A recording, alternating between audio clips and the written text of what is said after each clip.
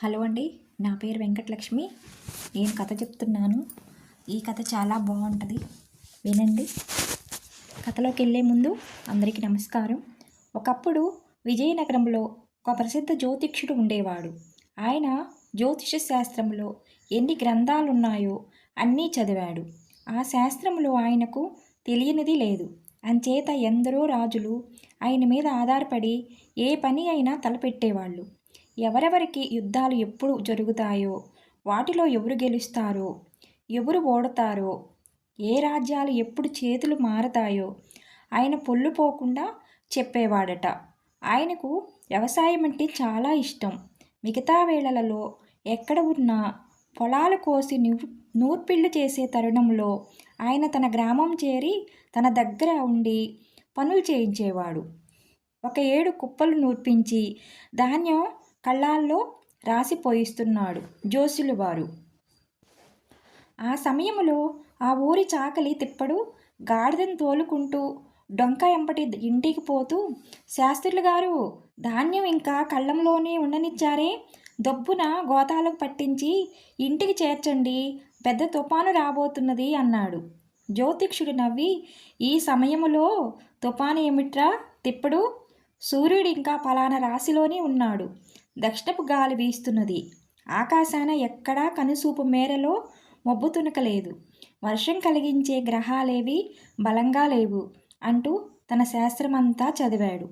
నాకు ఆ గ్రహాలు నక్షత్రాలు ఏం తెలుస్తాయండి, నాకు తెలిసిందల్లా పొద్దుగుకే వేళకు మానులు విరిగిపడేంత తుఫాను రాబోతున్నది, తమరు నష్టపోతారని హెచ్చరించాను అంటూ తిప్పడు తన గాడిదను తోలుకొని ఇంటికి వెళ్ళిపోయాడు.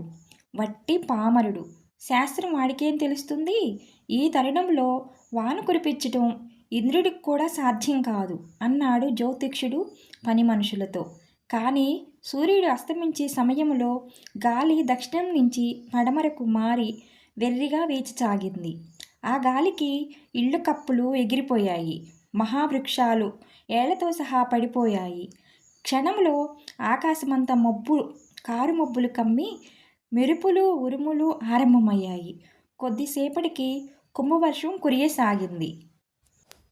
పొలాల్లో పనిచేసుకుంటున్న వాళ్ళు ఎక్కడి పనులు అక్కడ వదిలేసి ఇళ్ళకపోయారు.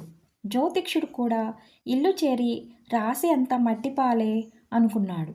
చాకలి తిప్పుడు చెప్పిన మాట చెవిని పెడితే ఇలా జరిగేది కాదు.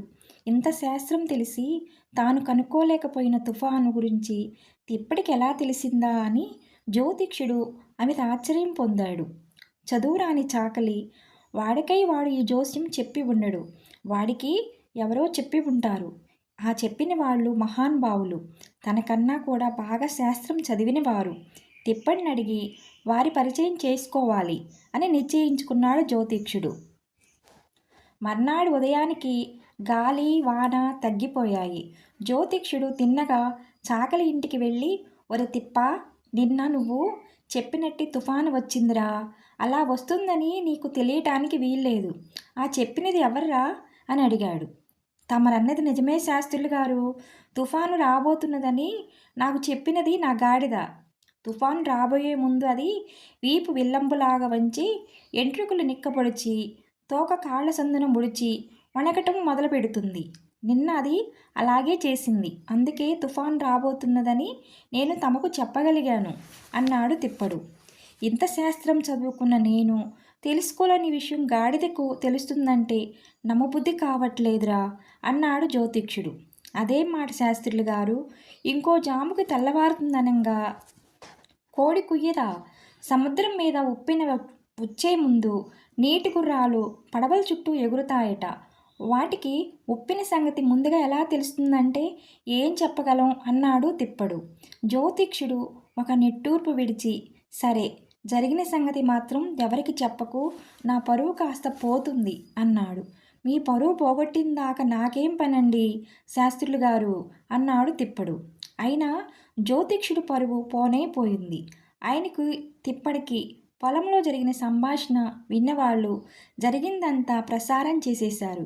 అందుకే ఆ ప్రాంతాల చాలా కాలం దాకా జ్యోతిష్యులు తగాద పడ్డప్పుడు నువ్వు తిప్పడి గాడిదంత తెలివిగలవాడిని అనుకుంటున్నావు, కొంచెం తగ్గు అనేవాళ్ళు.